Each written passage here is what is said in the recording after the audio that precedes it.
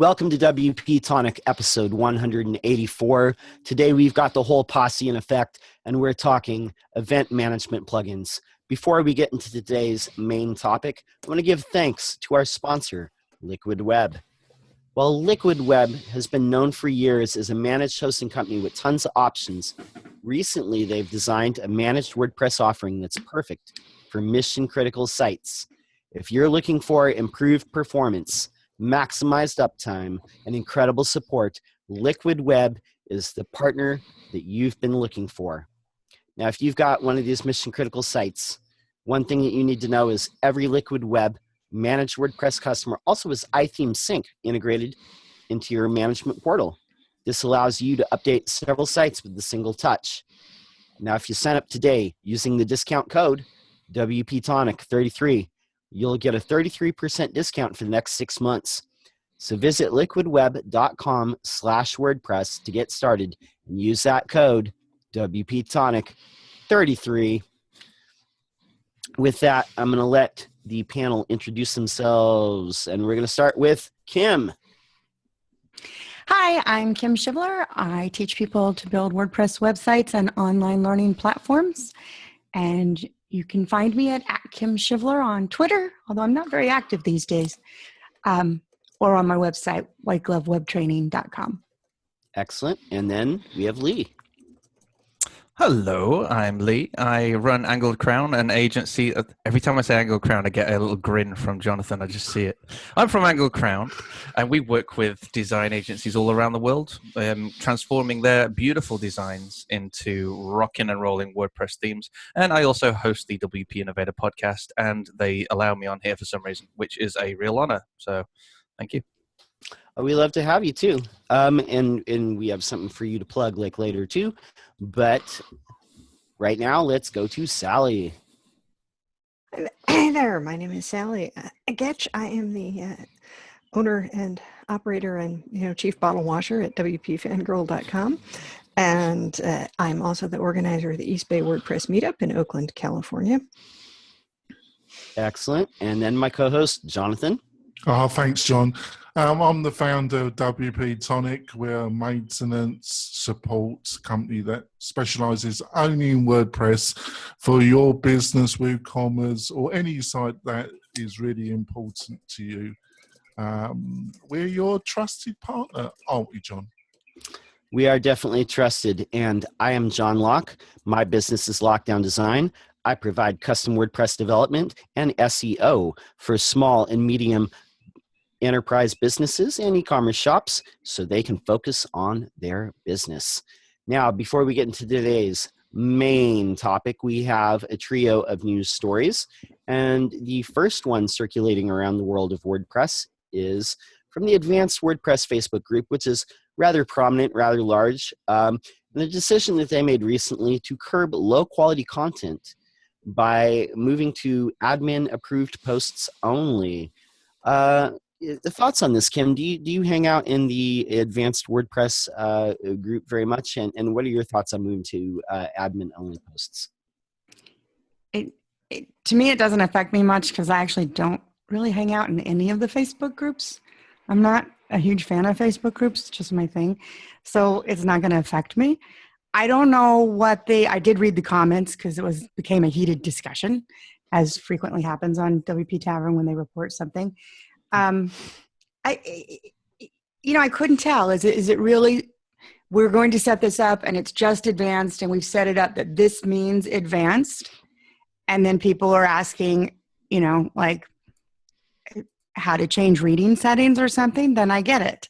I don't know what the issue actually was, but I do think if you've set up as a group that this is the level of question and support we're going to offer. And other than that, you need to go to a more basic group because there's plenty of those on Facebook too. Then, it's their party. No, and I kind of think that's true. I mean, when it's a Facebook group, you kind of have to go by the rules of the group. Lee, do you use the AWP group very much? And what are your thoughts on this?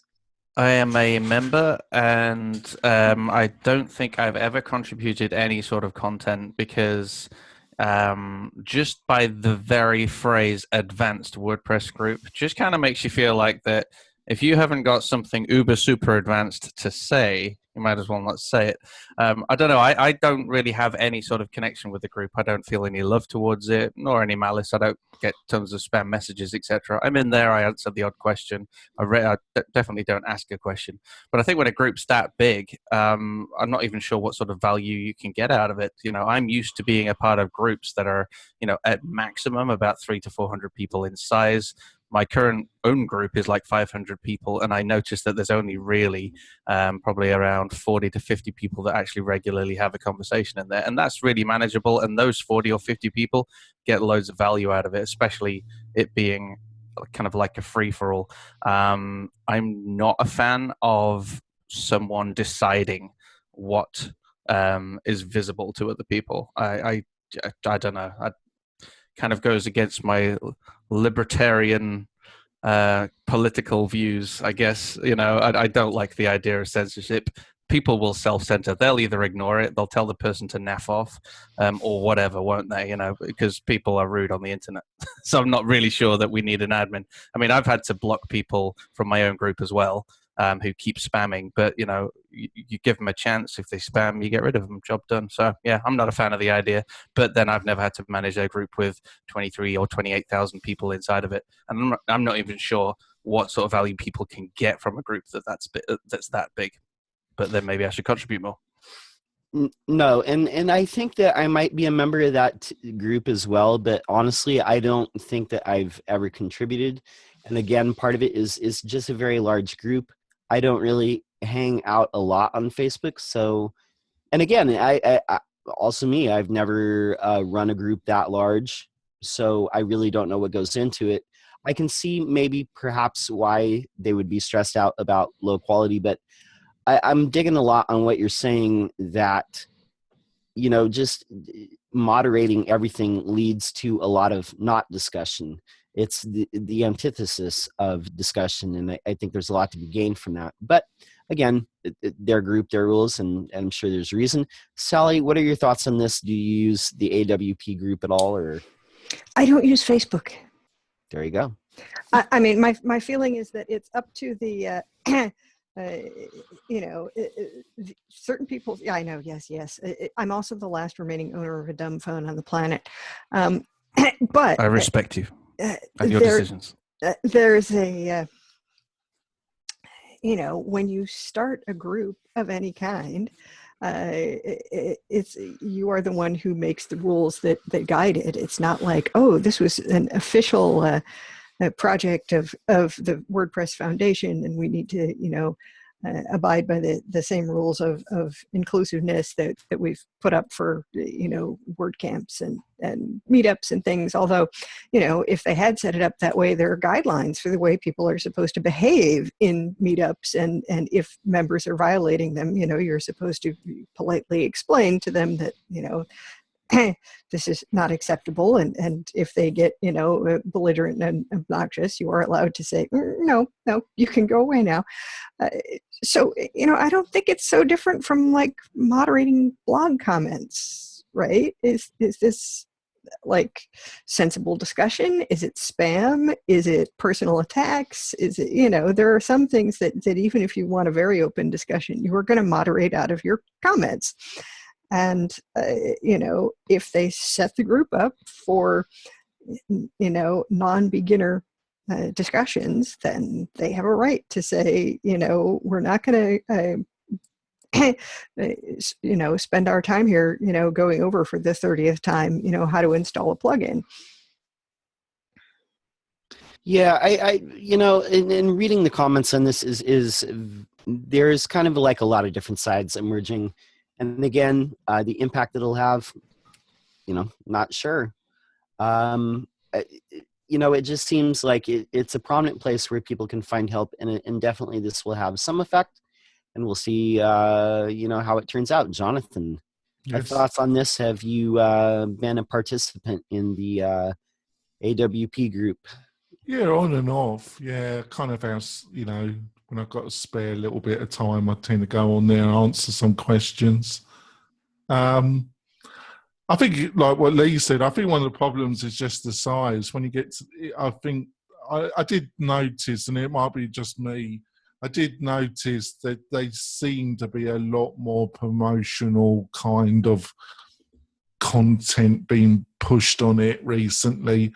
And I think when you got such a large group, I know they've got a very active admin group, and I know a few of the people on there, and they're all great guys and ladies. But I think it becomes a bit unruly when you got about 20,000 contributors. And it just seemed to be increasingly being spammed to a certain level, if you understand, John.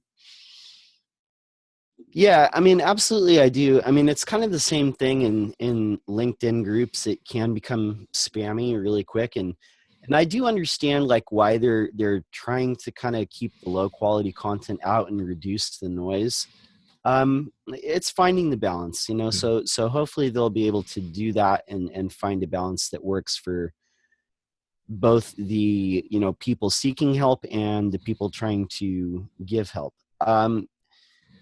Moving on, the second news story in the world of WordPress comes from WP Tavern, where they found that the WordPress editor experience surveys shows 75% of the respondents don't use the distraction-free writing mode.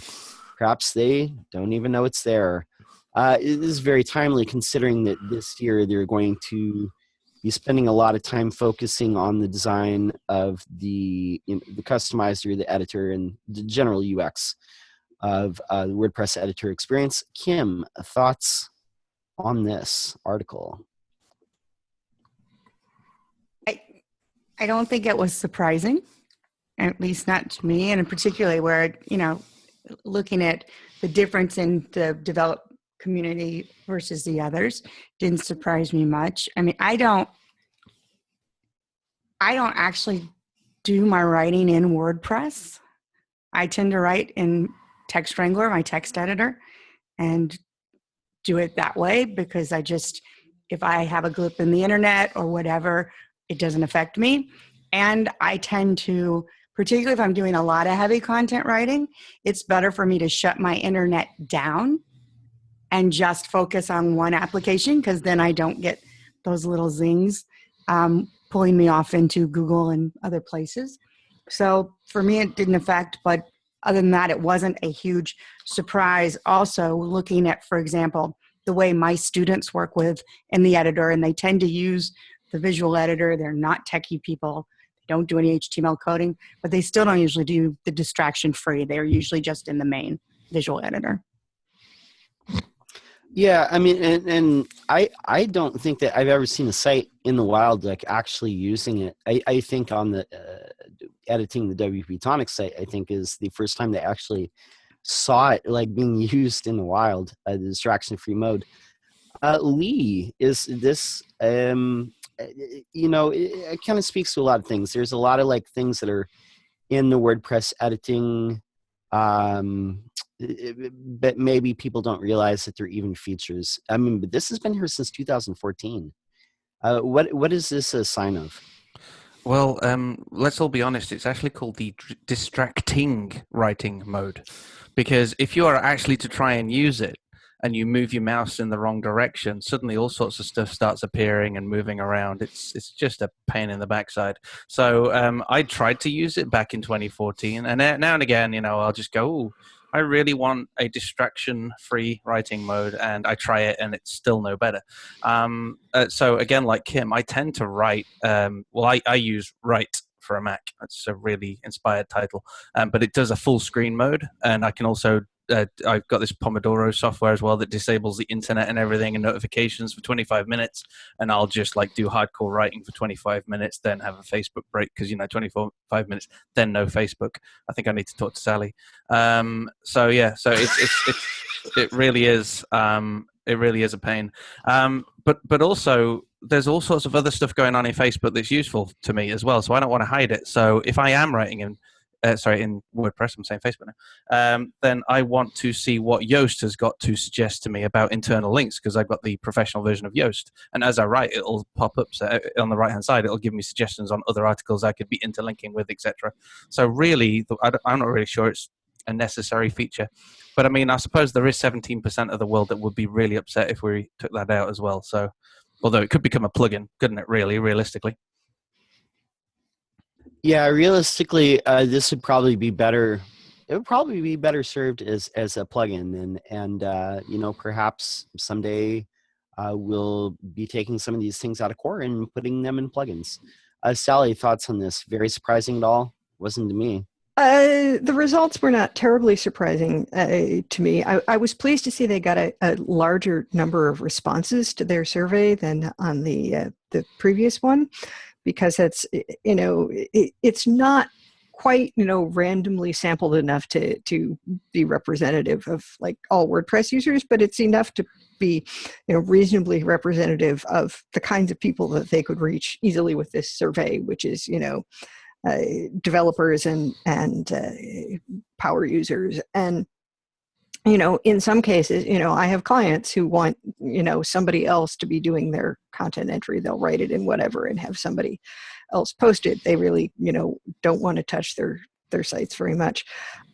Yeah, I never got this whole distraction free. I mean, you know, there was something going around about these sort of like Zen writing environments where you just kind of have a blank page looking at you, and you know, for offline as well as online stuff. And you know, okay, look, it's easier for me to actually have, you know, toolbars visible and accessible when I need them. But the other thing is, like, distractions are like the toolbars at the top of the page or the meta boxes in the WordPress editor. Those are not the distractions I have to worry about, right? If I could press a button in there and it would stop my phone from ringing, stop my husband from walking into my office, you know, stop the cats from climbing over my head, that would be distraction free. I was going to comment about the cats, but I was holding back. I'm glad you brought them in. Oh, I know. Cue the Velcro kitty.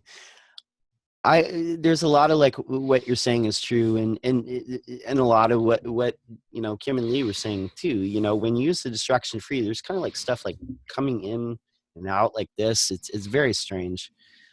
To be honest, I think a lot of why this feature got implemented is they were trying to copy Medium. I mean, that's my gut level reaction. Jonathan, what are your thoughts? Yeah, I think you're right. I was amazed at the level of usage we got truthful about it. I do use it occasionally occasionally by accident, or there are some circumstances where I do find it. I'm trying to work out. I can't think why they would be. Sorry. But I tend to use Google Docs because I need Grammarly a lot to help me out. With my grammar, so I tend to use Google Docs and then transfer it into WordPress. I think you're right. I think Lee and yourself and the other commentators, it's probably better as a plugin. I think for a certain core, it must be really useful. I don't think it should have ever been in core like that. It always seemed a set of features that were perfect for a high quality plugin, John. Yeah, I think, you know, maybe in the next couple of years, like I said, I'm not part of the core development team or anything close to that, but it might be something to just consider, you know, maybe taking some of these things out of core and rolling them into plugins instead. And just making them optional for people, because, I mean, just food for thought. Last news story was also from the Tavern. Recommended reading. Guess what? It was Resilient Web Design by Jeremy Keith, which I will tell you, this made me very, very happy. We had Jeremy Keith on. I can't remember the exact episode. It was a couple months ago. Yeah. But for me, it was like, this was like, honestly, if you had told me 5 years ago, like, hey, in 5 years, John, you're going to be hosting a podcast and talking to Jeremy Keith, I would have been like, no effing way. So I'm very, very glad that you know, for whatever reason, this is getting out to people in WordPress, because I think it's definitely, one of those voices that deserves more exposure to people inside of WordPress, because like it or not, I think we tend to just kind of listen to people within the WordPress ecosystem and not so much in the greater, wider world of the web. Kim, have you perused this book? And if so, what are your thoughts? I just started it this morning. So, Oh, sweet. yeah, How you like I got back from New York last night. So I'm a little catching up this morning. But yeah, I enjoyed it. I know who he is. I love what he has to say. I love the, being that I started back in 95, I love getting, like you said, to see that another perspective that, yes, there was an internet before WordPress, everybody, and lots of stuff going on. So I just started it this morning. Enjoyable read, like everything else I've ever read from him. And I'm sure I'll finish it this weekend. Excellent. Lee, thoughts? Have you read Resilient Web Design? Or I'd never heard of him until I read this article. I'd never heard of the book. I know, it's shocking, isn't it? So I am learned now. I've heard of someone I need to follow. I checked out his website thinking, wow, that looks like he's not changed it in a few years. So no, not really. It's a journal. Yeah, no, I went and had a look at the source to see if it was WordPress. It wasn't. I was like, what? No, these are the sorts of stupid things I do. Yeah, I'm gonna read the book because if you guys recommend it, I think it's worth me checking it out. Okay, very excellent. Also, Google around the web for some of his a list apart or an event apart presentations. Well worth the time. Sally, thoughts on this? I know that you were pimping this hard, so. That's right. I discovered it a few weeks ago now on one of the web design mailing lists that I follow. That's like, not WordPress, astonishing, but there are things you can learn. And I got the audio version and I listened to it in my car, and it was like, wow. I mean, there were things I never understood about the foundation of the web, and I was there. I was on the web in 1993, 94. There wasn't a lot there yet, but just kind of that sort of understanding the principles of it, and that back in the olden days, we actually essentially had responsive websites because there was nothing in HTML that was really about display and positioning, and then for so long there has just been sort of kludge after kludge after kludge to attempt to to get things to look the way we wanted them, because we wanted it to look like print basically. And and I remember that, like, first you had frames, and then, no, you shouldn't use frames, you should use tables. And then, well, no, you shouldn't use tables, you should, and it's been kind of going on. And I'm working up to doing a little presentation about a CSS grid, which I know you two had Rachel Andrew on to talk about. And, that just, that there are principles that have, that continue to operate, that supersede all of these implementations. And I think anybody who does development ought to read it or listen to it and just get that perspective. No, definitely. And I love what you said too. Rachel Andrew and Jen Simmons as well. There's a couple of people who have really kind of been spending the last couple of years really, showing what CSS grid can do. And, in web development, the one constant is change. If in what you said too, the web is built to be responsive by default. Just for a while there, we had a collective hallucination that fixed width, everybody had the same browser size, and everybody's browser was 960 pixels wide, and we've come out of that hallucination now, hopefully better and wiser. Jonathan, any thoughts on the topic picking this up? Well, he's just a great teacher, Jeremy. I think the first book I ever bought about web development was by Andy Budd and Jeremy Keefe, and I think it was also contributed by Richard Rutter, all part of the Clear Left team in Brighton. And Jeremy, just a fantastic developer, teacher. I think he was one of the first voices that really speculated that JavaScript had a second coming to come. You know, I remember when I was still living in England, he wrote a few bits that that JavaScript was going to become important again, and he took a lot of flack for that because a lot of people still, you know, it was never going to come. It's unusable. But he kind of foresaw that. So he's been a great contributor to the online community, hasn't he, John? Yeah, most definitely. We can. There's a lot to learn. There's a lot of people out there to learn from. You know, maybe not just within WordPress or even Drupal or Joomla, or there's a lot of web communities out there, and it's good to kind of explore and just find different people to learn from, and you might be amazed at the things you might pick up. So with that, we're going to head to our break, and then when we come back, we're going to be talking our main topic, which is event management plugins for WordPress. See you after the commercial. And we're coming back from the break, and we're talking with our esteemed panel of WordPress experts about event management plugins. And I guess we'll start with the kind of the one I think that most of us have a touch point with, and that is the events calendar. Kim, any experience with this? And Minimal. I had on the other side of the comments, I haven't actually used an event calendar on my site since, say, I don't know, right around WordPress 3.9. So it's been a while.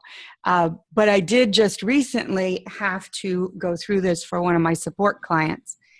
And the challenge was she was using the events calendar. She loved it. She started with a free version. It was easy to use. When she bought the pro version, though, because she does a lot of repeating events, the recurring events, I actually got called in by her SEO expert because the way it does the recurring events, it duplicates the content for all the meta SEO data. yeah, and that's kind of something that is a bit of a bug. I'm going to jump the line here. Sally, I know that you've written like quite a few tutorials like for the events calendar, and you have a little bit of notoriety with that. What is your experience with this particular plugin, strengths and weaknesses? I hadn't known that, what Kim just said about the recurring events. Yeah, I kind of fell into, developing some expertise with this because we chose to use it for a client that had a lot of events, and then we needed specialized display. And then so I found myself, it's sort of like, well, whenever I need to remember how I did something, I write a tutorial. So they're really, memory aids for me as much as anything else. But then we had Modern Tribe sponsor one of our meetups. And so they shared links to my tutorials in their forums. And so I get a ton of people coming in, still commenting on those posts. I've had to, make some updates. I eventually realized I needed to put my code on GitHub because people would be emailing me, asking me for the files. And I have a job I'm probably going to be working on soon where someone needs some customization, and the interesting part there is the site's in French, and until I know it's safe to upgrade the dev site from whatever fairly early version it was, I'm going to have to deal with the French admin. The most recent version of WordPress, one of the things you can do is switch your admin language in your own user profile.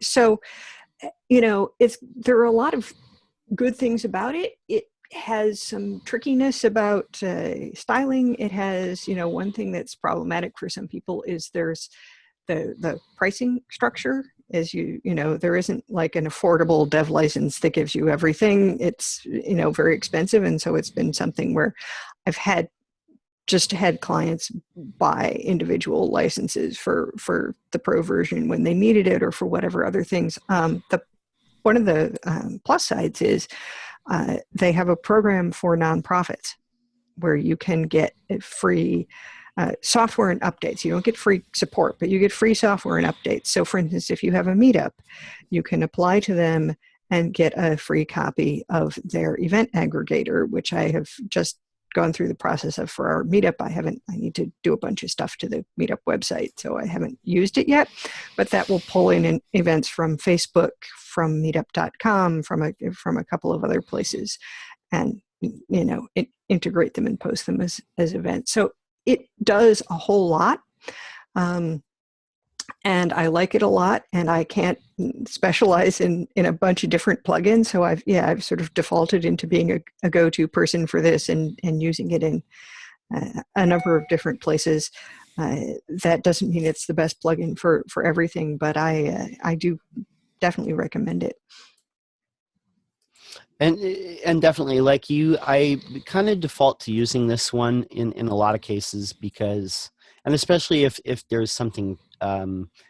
Now, mind you, there is like a free version of this, but I usually have people pick up the pro version because in the pro version there are you can have reoccurring events, you can have a weekly view, map view, location search, and venue view, which is pretty useful. I launched a site for a public library last year, and this is what we used for sure. Lee, I know that you have a business where you do just things for event planning. So, thoughts on this, or are there other plugins that you recommend as well for event management? Sure. It's just as it's getting darker here, I'm wondering if my camera looks more and more like I'm about to go out with a Bohemian You look like you're Rhapsody the cover of a Queen album. It's getting darker outside. Bravo, big brother. It's getting darker around me. And it's just my head floating. I've got a black T-shirt on as well. It's just this black head floating on the screen. Hello. I've used the plugin. I found it had too many features for what any client I've ever had has needed. I tend to actually use, for anyone who's got events, upcoming events, etc., I tend to just use a WordPress post type, as I can create a real simple WordPress loop that says only show events that are upcoming based on the post meta. So if you've got the date of this event is this, then you can essentially do a meta compare on that date, and in the loop it will not show that event if it is in the past. So we'll just do that because people are quite happy with more of an agenda style list of events coming up with whom I work with, so they're not interested in a calendar view. They don't need to see things on multiple, on maps, etc. So I've tended to avoid using it in most circumstances and just tends to use what's available from WordPress out of the box. I mean, you can even use the calendar widget that came with WordPress back in the day. It's been in there for years, hasn't it? And you can actually attach that to a post type so that someone, in theory, you can highlight dates that actually have event posts in them, and then people can click on those and filter the event archive as well. So I've tended to just do that rather than use a plugin. If I want to do payments and stuff like that, again, I'll use a Gravity Forms or whichever form builder the client's using at the time. Because most of them have got payment integrations. So unfortunately, I can't really speak towards that particular event plugin. I think I've used it once for one client because it was just a quick fix. But yeah, never really put too much time in it. I guess I tend to avoid plugins where I know there are tons of features because I feel like that's just going to either confuse me, and there's a big learning curve for me. And if that's the case, it's probably going to confuse the client as well, unless they need absolutely everything in that. No, that makes a lot of sense, and that's a very interesting approach.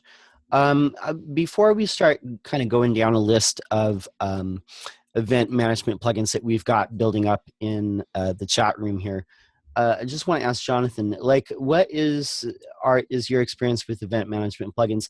Any default ones that you like as a go-to? Well, it's kind of the main one is the one that we've been talking about, because also I am a bit of a fanboy of Shane Pearman. He's been on the show. He's just a great guy, and we're going to have him back on the show, John, aren't we? I'm going to have to touch base with Shane, but he's a busy guy. But his team is strong. But I agree with Lee. There's a couple of websites that we support. Both of them are non-profit organisation, and they do use a lot of the features of the event calendar for Modern Tribe, but it is a bit of a beast. It's a bit like Gravity. It's not the most easiest thing also to customize, is it, John? No, not, it can be. And in all of these, there is a certain level of setting up the, date, time, venue, those sorts of things.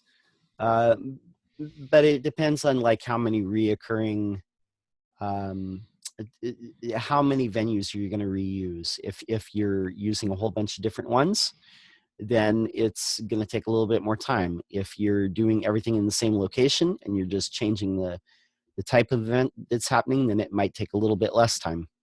I'm going to just kind of open this up to the whole floor. I'm just going to like throw out some names of some events plugins here, and then everybody just kind of jump in if you've used this or heard of it or have a comment. First one that is in the list at the top of the chat, Google Calendar events. Sally, like, any thoughts on this? Anyone else have any thoughts on this one? I've used things on a couple of occasions that just imported people's Google calendars because that was where they had all their events. It was silly to do something that was going to, make them duplicate efforts. And so, yeah, I mean, I love the events calendar by Modern Tribe, but sometimes it's complete overkill for what people need, and I don't want to set that up. So I've used a couple of plugins that just display events from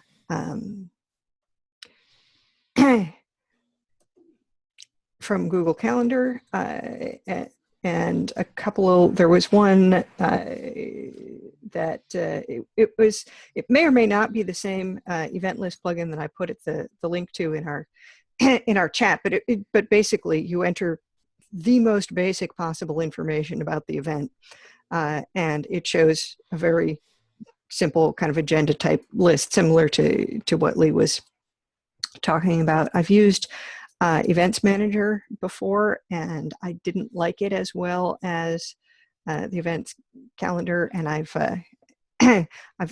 done the export and import from one of those to another.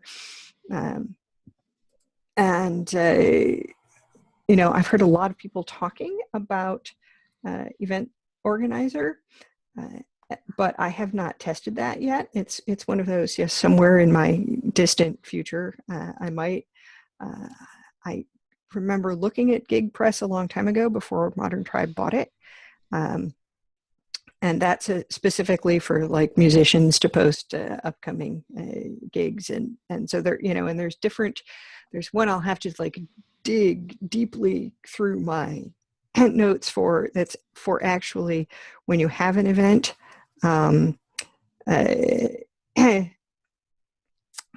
showing the schedule for the day versus showing, when in the month the events occur. Lee just listed Event Espresso here. Yeah. We tried that back in the very early days. We had a meetup about it. I haven't used it recently. It was it's another situation where the licensing is not cheap. It's developed a lot of features, and I think you can find several things that have pretty similar features, and eventually you pretty much have to decide. You want to be familiar enough with all of them to know, if we need this, we're probably better off using that plugin versus this one. But I'm not someone who can specialize in everything, so it's kind of like until I see a really good reason to move, I'll probably mainly stick with this, or with something really simple. If you need something really simple, what Lee talks about, creating because that's essentially what these plugins do anyway, creating a post type and writing a loop that will only display the upcoming ones based on the meta is sufficient. But we didn't necessarily talk at the beginning of this about what is an events management plugin and why do you need one, or when do you need one. And that feature is a large part of it. I'm talking to some people about a site that have been I've been with them since 2011, first moving from HTML to WordPress, then, creating the responsive version of the site, then, what they've been doing is just using the blog to announce events. Well, the problem is then the expired events still just sit there in with your other blog posts, and there's no easy place to put the special information that you need about an event in there, the date, time, location, and so you kind of have to either fumble through that or do it. So a large part of it is about what you need. There are several pretty fully featured things, and there are several very simple things. If you're somebody who's not in a position to write your own code for it the way Lee does, using one of these, show your Google Calendar plugins or one of these really simple, event list plugins might be an option for you, where you don't need a lot of information. You don't necessarily need to store it and display it in a bunch of different kinds of ways. One of the something you brought up, Sally, there was when do you need an events plugin? And that's a really great question as well, because there are some websites where you could literally use a blog post to say, hey, next week we're all getting together, fill in this form if you want to be a part of it. That is totally sufficient. Now, my other business is called Event Engine. What we do is work with conferences and expos. So the reason why I've pasted Event Espresso and Tickera in there is because they are both events plugins, but they are events plugins targeted at that sort of demographic, where you've got an event organizer who's putting on a massive niche event in a particular industry. For example, Comic-Con could run quite happily on Tickera, which means not only do they list the event, they list the speakers, they set up the agenda, they allow people to register for the event, get their barcodes, their tickets. It goes the whole 9 yards. And the cool thing about plugins like that, maybe not so much Event Espresso, but definitely Tickera, is that it's modular, which is kind of like WooCommerce. You get the basic burger, but then you've got all of these modules. And again, Tickera, this is not a plug for Tickera necessarily, but I mean, they've got a cool development license as well, which is like a couple of $100, and you can rock and roll as a developer and do what the hell you want with it, with some pretty cool documentation as well. So the idea behind that is it's kind of, you've got your basic burger, but you could go as far as printing off barcodes and scanning people into your event as they're coming through the door, etc. So it's a great point you make, Sally, about when do you even need one, and then if you need one, which one do you need? Because the earlier one we were talking about probably would not be suitable for a conference organizer who has one event per year and needs to showcase a hell of a lot more information in an entire website and take registration. So whenever anyone is selecting a plugin, don't just select the pretty logo. Actually ask yourselves, and I'm basically mirroring what you said, aren't I, Sally? Ask yourselves, why do I need this? Therefore, what do I need? No, I think that's a great point. And something you said. So to sum up, like something like Tickera would be not if you necessarily have reoccurring events that are like one annual event that's very large where you have to sell tickets, you have to show a lot of information. It can do both, but yeah, most people use it for we are this one event, or it's the same event X times a year, etc. But predominantly, most people will use it for the big ones. What's your opinion on Event Espresso, Lee? When is that a good choice for people? I don't particularly like it. Just it sounds stupid, but it visually is unappealing. In the back end, it's harder for people. It's harder for people that I've helped out to understand the back end. And to be honest, I don't use Tickera myself. I've actually ended up in our other business. We've actually developed our own for our specific type of clients and we just keep it super simple for what they need. If I was going to choose between the two, Tickera, I've downloaded, I've played with, I've used with clients. It's really cool. Event Espresso, I just find a bit complicated for people to understand, and just visually in the administration, unless it's changed since I last looked at it, it's super unappealing. And that if something's unappealing, even if it's a powerful product, it can be really off-putting. And you really need user buy-in when people are using it in the back end. We're so used now, aren't we, to seeing really pretty websites and really pretty user interfaces. And sometimes, that's why I like WordPress. It's a joy to use in the back end when it's done right. So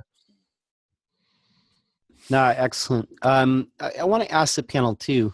Uh, I some of the things that I put in this list here, like the gigs manager, the gig press.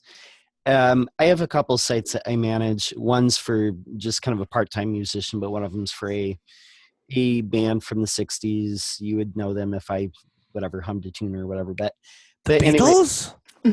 yeah. But anyway, but definitely yes. But they have gig manager on their site, and that's not works for their purposes. They do about 10 gigs a year, here and there and everywhere. But basically, like, you add in the venues, and you can add in the website and different information about that, and it just kind of you have a widget where you can put it in the sidebar. Definitely, that's fine. But GigPress is actually being maintained well. Gig Manager is not. GigPress is actually been taken over by Modern Tribe. Does anybody else here have any recommendations for event plugins for, say, like a musician or other performing type of person? Well, my only comment was the couple websites that are really serious that we maintain are Utilize Event Espresso, and I found it quite good. Obviously, I haven't used the other product Lee has spoken, so but I would agree with Lee. It's a bit like Modern Tribe's product. It's there is a bit of a learning curve. It's a bit of an animal, but if you've got a lot of events, the one we support is a mega church, and they use it hard, big way. And the other one is a regional quasar state entity that's around investment in Nevada, industrial investment, creating jobs. So they run a lot of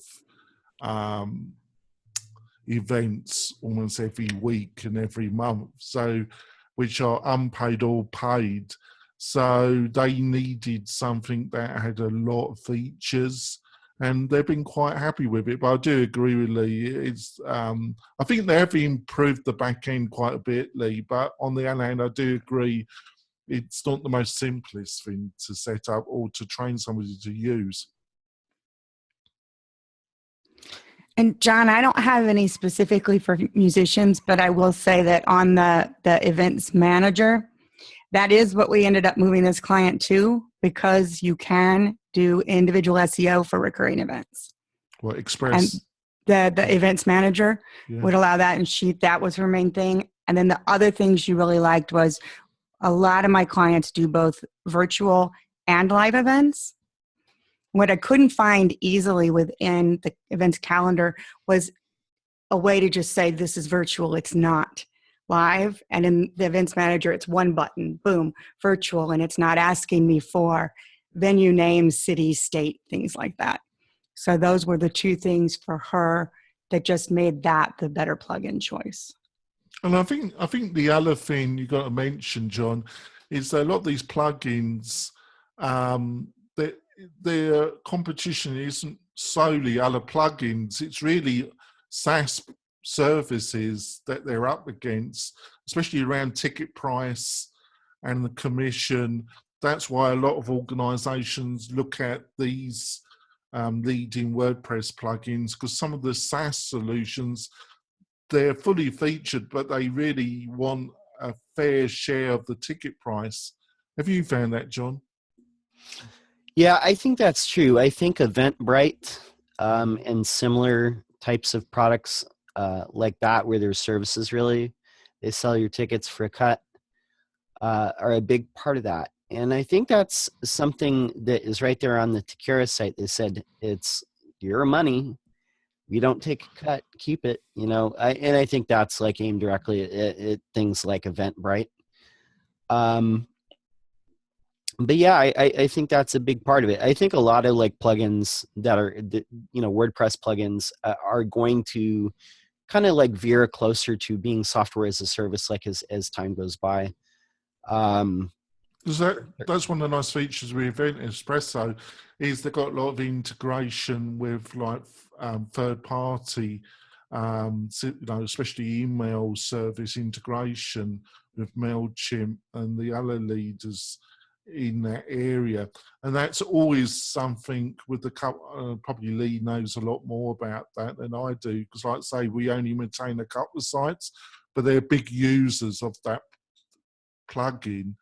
Is that they bought some of the add-ons because they really have big email lists, and it really drives new members and revenue to both clients that we're supporting, John. So that's another thing. How many, can you integrate it with email marketing and other things, John? Because the one thing I was thinking as you were talking there as well, Jonathan, was with regards to payment gateways and stuff. You mentioned that some people will take payment. There's two things that people might want to consider, especially if you're a developer listening or you're building websites. First of all is, when you're looking at a plugin like Tickera, Tickera actually has what's called a WooCommerce bridge. So that'll allow you to actually send them off to the cart in WooCommerce and then use the gazillion different payment options that are available for WooCommerce. But then talking about WooCommerce, again, what you could potentially do is create a product for a particular event, use any of the event plugins we've just talked about, link in the actual event listing itself, the product link, and then send the person through to buy that ticket. Just by using WooCommerce itself, you can customize a WooCommerce email. They can print off a WooCommerce email and wave it at you when they come to your event as well. But the cool thing about that is there are so many different payment gateways nowadays that are supported by that platform. It's freaking phenomenal. So yeah, just wanted to throw that in there as well. Yeah, it sounds really fantastic. I'm going to have to go and have a look at it myself. Like I say, the two clients we inherited these setups. So, and they've been happy and we've been happy to support them on them. But, really, there is a lot of choice there, isn't there?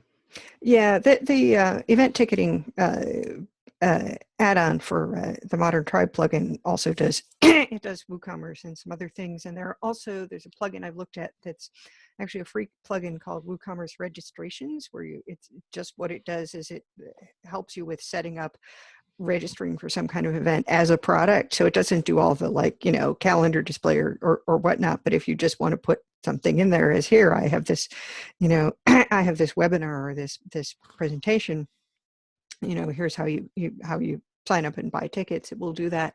A couple of other things, I went through a long period on a site of, you're posting the events as the events, and then after the event was over, using a separate post type to include like the notes and the slides and all of that, and transferring the information, and finally a little light bulb went on. And now in situations where there's you need extra material for after the event, I just have the post type switcher installed so that you can take your event, convert it to whatever post type you're using for presentations, and then your fields come up for your presentation and stuff, and then you're not then you really don't have any past events anywhere. You just have upcoming events and whatever else. And this is much easier on the client or whoever has to handle this than actually copying and pasting stuff between an event and something else. And yes, it's attention deficit kitty. It's attention deficit kitty. For those listening in, there is a cat on Sally's shoulder. Just letting you know. There's always cats, Lee, in this show. So what do you think, Jonathan? We ready to wrap? Yeah, I think we covered the landscape. The only thing I would say to folks is it's a bit like membership plugins. Lee, myself, you, and the rest of the panel, we've just put things forward that we have some knowledge of.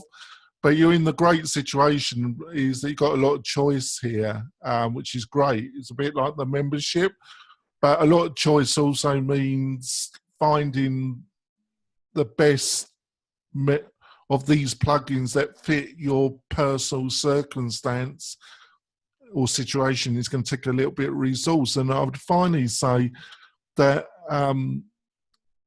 that a lot of the competition isn't from other calendar plugins so much. It's like what I said, John, it comes from external SaaS platforms in this area. And a lot of people say, why don't we just look at this external? And then they look at the cut they want. And it's a bit like the hosted membership solutions. There's always some feature they want, which they can't get with the totally hosted solution, John. No, I think you're right. Definitely, I say a lot of the competition is really like the hosted solutions like Eventbrite. But there's definitely there's actually a lot more solutions out there for event management than you probably realize, and hopefully we've just touched on a few. So definitely, before we go around the panel and everybody tells us how to find them, I want to take just a moment. This is I'm going to spotlight another WordPress podcast that just came on my radar.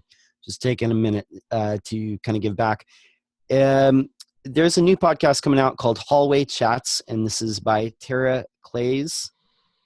Forgive me if I butchered your name, and Liam Dempsey. And basically, they're trying to do something similar, like put the spotlight on people who are not necessarily one of the same 25 people that always is on WordPress podcasts. So definitely go to hallwaychats.com. Go check that out. If you have somebody that you want to see featured on their show, let them know. And with that public service announcement, I'm going to let everybody go around the room, tell us where to find you. If you have anything that you want to promote, let us know. And we'll start with Kim.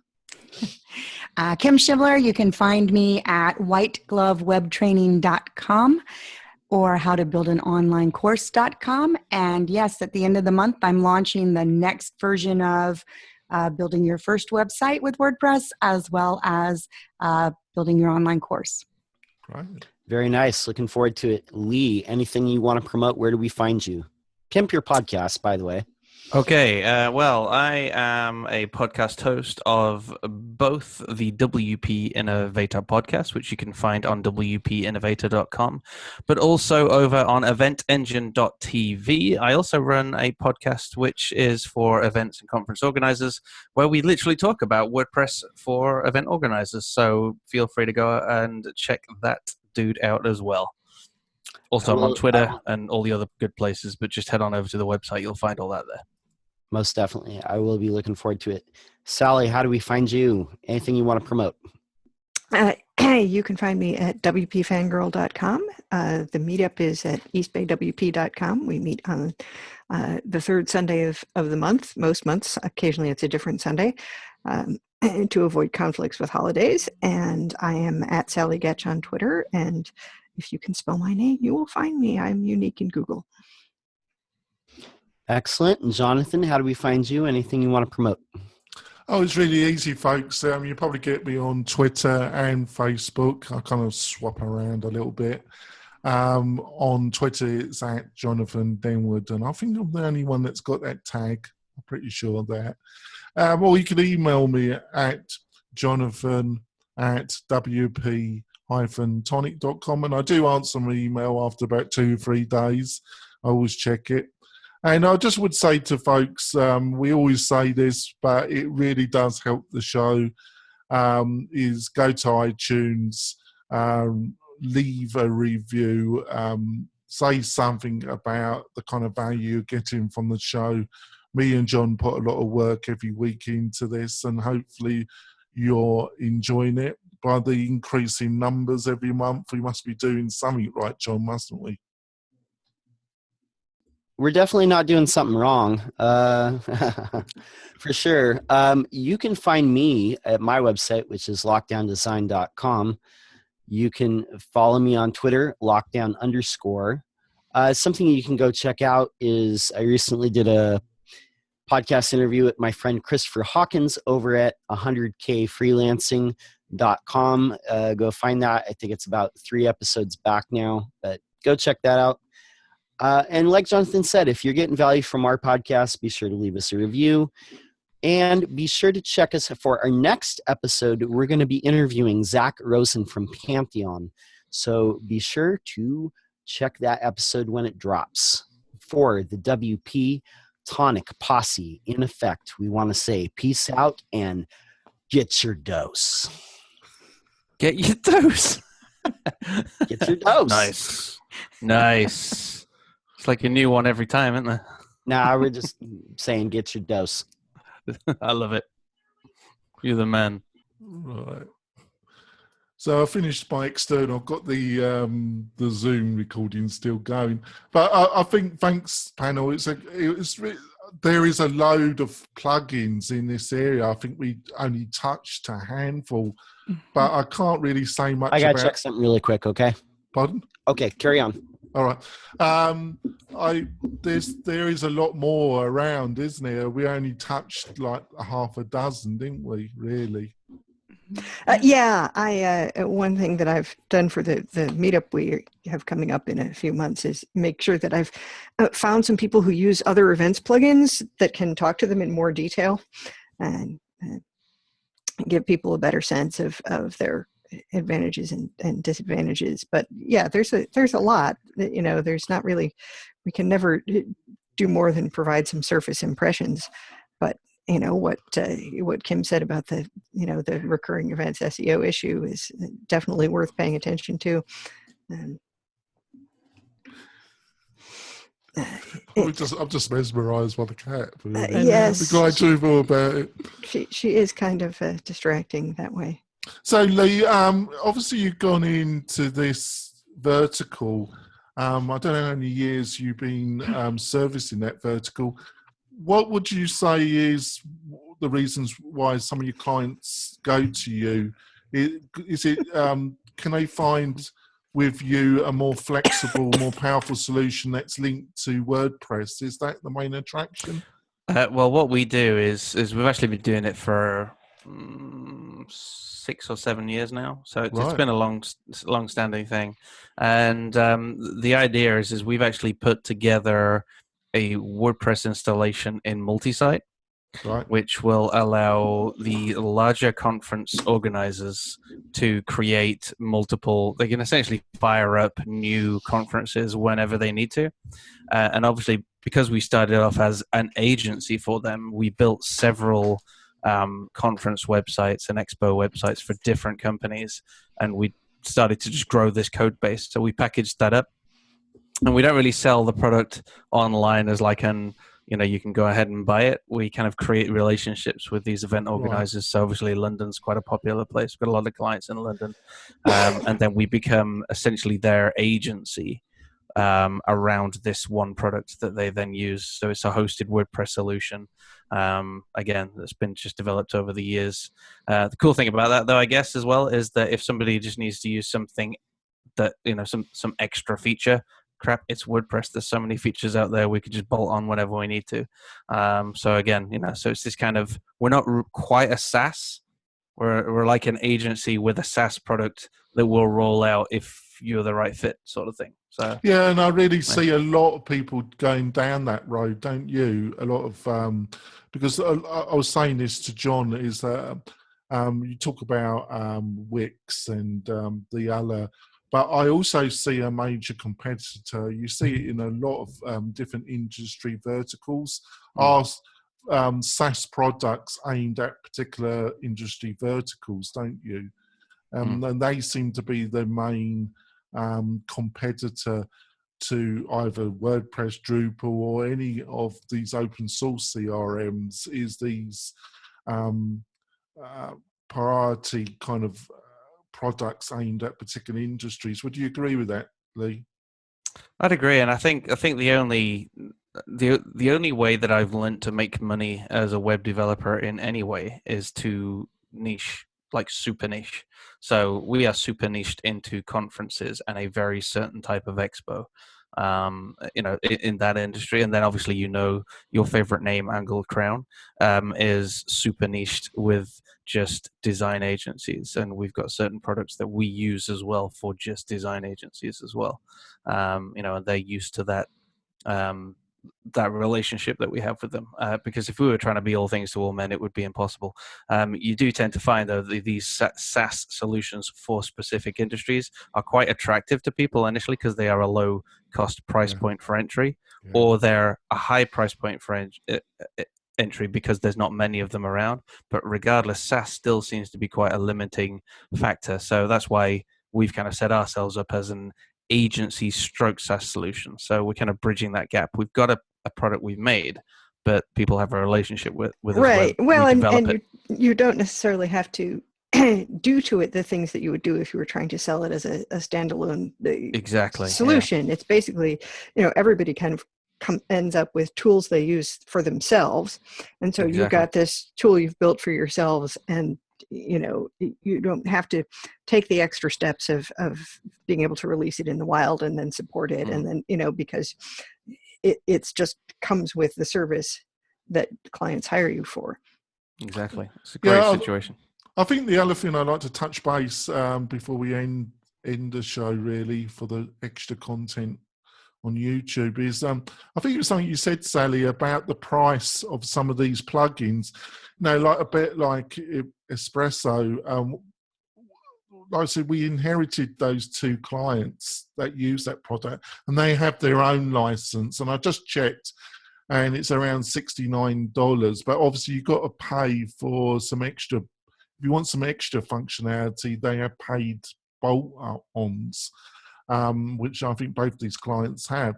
But and it's the same with Modern Tribe, isn't it? Their pricing structure. But I think you said that a lot of people find that expensive. I think in some ways that's linked to the kind of, I'm trying to find the right word in here, the kind of impression they get about WordPress in general, that, because that's been ongoing conversation for the past few months, the price of themes and plugins, and they're really going to have to go up, aren't they, Sally? Right. Well, the objections I hear, the price point for single licenses for something like Modern Tribe is actually very reasonable. It's not a terrible burden on the clients. It's just that it's not a situation where you might feel like you were better off getting a developer's license because then you get 100 sites or an infinite number of sites for a single price point, and the support goes through you, which, face it might do anyway. Where they never said, it's like a developer license is like $750 a year or something. It's for the pro version. It's very expensive, and so there's no incentive for a developer to buy a developer's license, and that might be deliberate and reasonable on their part. And it's not, I think we've all read articles saying clients should have their own licenses for things anyway. But there are developers who are going to opt for the product where they can pay $200 a year to use it everywhere. Yeah, our position on this is when it's a crucial plugin that's fundamental to the functionality of the website, we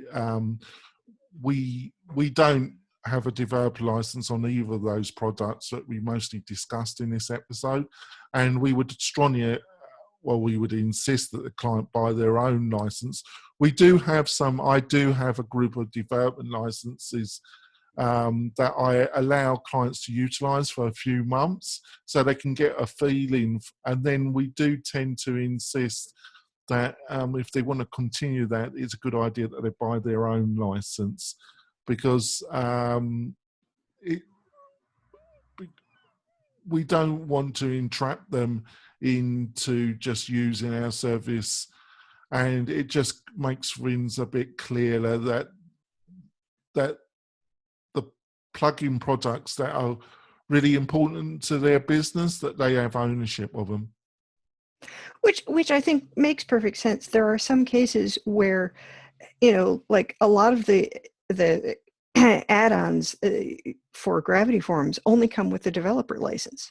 Yeah, that's so the is your client going to buy the developer Yeah. license? You know, in most cases, that's not what they No, wouldn't even think about that, because it says for developers. Well, I'm not a developer. I'm going to use this on one site.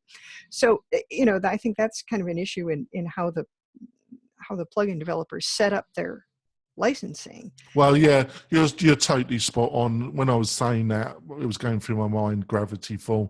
And that is one of the main problems with Gravity Form, not the product itself, but the way that they developed their cells and the pathway that they decided to go down, because you're totally spot on about that, is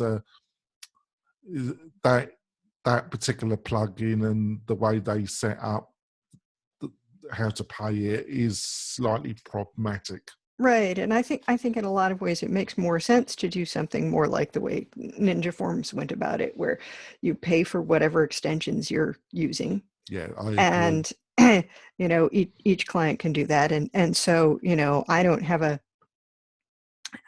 a problem with things like Event Espresso or Modern Tribe that structure their pricing in such a way as to really, encourage the client to have their own license, which is, sometimes clients are not very good at keeping track of that stuff. And they may be in more risk from not using your license. But at the same time, they are the ones who should own it and take responsibility for it. And obviously, if they're using, a plug for WP-Tonic, if they're using a service like WP-Tonic or Velvet or WP Site Engine, whatever they choose to use, they don't have that problem, because we tell them your license is going to run out soon. You need to renew it. So that comes with the territory. But in general, it is a problem, isn't it, Sally? I do agree. So what do you reckon, John? I think Lee just disappeared. I think his electricity meter was running out, wasn't it, John? No, he had to go. It's like late night there. It's his date night, so we had to let him go. Oh, he had to go. Sorry, I had to cut out for a minute there. Like, we have 2 dogs. One's like a pit bull boxer mix, and one's a pit bull, and 2 females. We keep them separated because they don't get along. And I just heard a commotion. I thought maybe there's a dog fight going on, but everything, it was close, but everything was okay. Oh, well, you can't. I'm so tempted to go down some comment, but I have resisted it totally. Nah, they're good. It's, you know what, they're totally peaceful. It's just that they have personal beef with each other. That's what it is.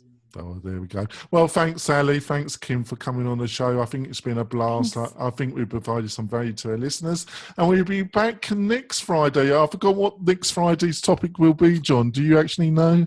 Oh, hold on. Let me look it up. Hold on. I think next Friday, it's crafting funnels with WordPress, if I believe correctly, right? Yeah. Yeah, we've got some guests, haven't we? We are going to have Heather Steele and Adam Fout from Blue Steel Solutions over there in Denton, Texas. They will be joining us. They're both great. They've been on the show before, folks. And I'm looking forward to this. This is something I've been delving in quite a bit myself, haven't I, John?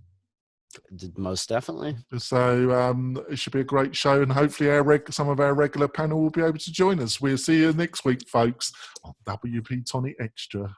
Bye, all. Bye, everybody. Right, Bye.